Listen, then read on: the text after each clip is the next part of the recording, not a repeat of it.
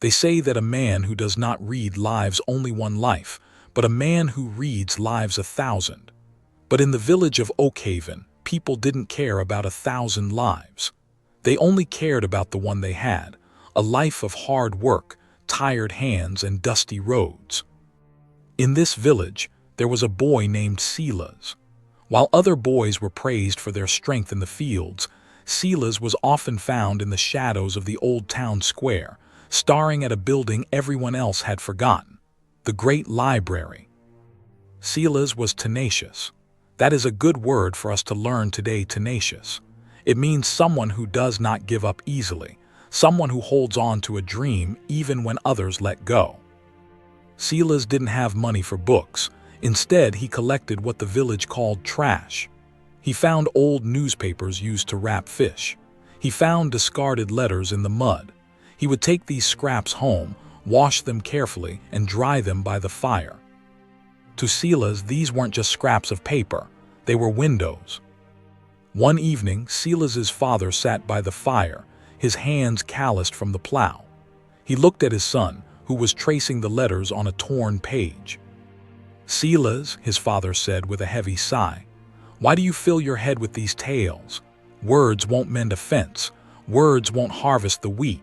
In this world, you need muscles, not metaphors." Silas looked up, his eyes bright. "Father," he replied softly, "muscles can move a stone, but ideas can move a mountain." Father just shook his head. He didn't understand.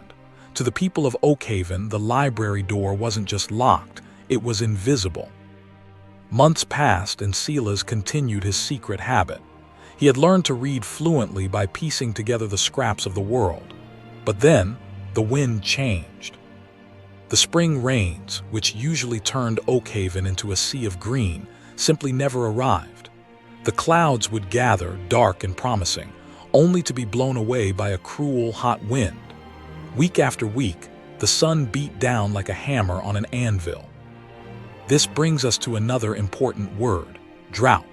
A drought is a long period of time with little or no rain, leading to a shortage of water.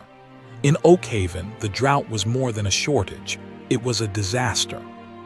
The village well, which had served the community for 100 years, began to cough up nothing but gray mud. The elders gathered in the square, their faces lined with worry. "We must dig deeper," shouted one farmer.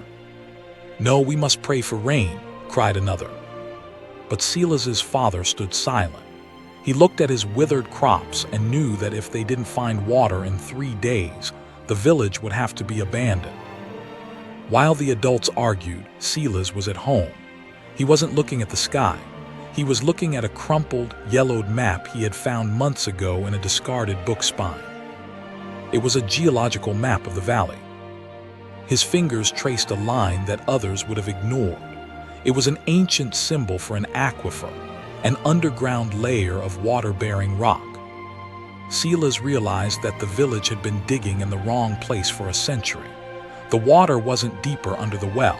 It was flowing horizontally, hidden beneath the dead man's ridge, a rocky hill where nothing grew. He ran to the village square, his heart hammering against his ribs. "Stop," Silas shouted, his voice cracking. "Don't dig in the well, the water isn't there, it's under the ridge." The crowd went silent. The head elder, a man with a beard as white as salt, looked down at Silas. "The ridge? That is nothing but dry stone and serpents, boy. Why should we listen to a child who spends his time playing with paper?" Silas held up his map, his hand shaking but his gaze steady. "Because the paper remembers what we have forgotten." The village elders did not move. They looked at the ridge, then back at the boy, and finally at his father. "Take your son home, Thomas," the head elder said coldly. "We have work to do. We cannot waste our remaining strength on a child's imagination." Silas's father looked at the map, then at the desperate, sweating faces of his neighbors. He remembered his own words. Words won't mend a fence. But he also saw the look in Silas's eyes, a look of absolute conviction. Conviction is our next word. It means a firmly held belief or opinion.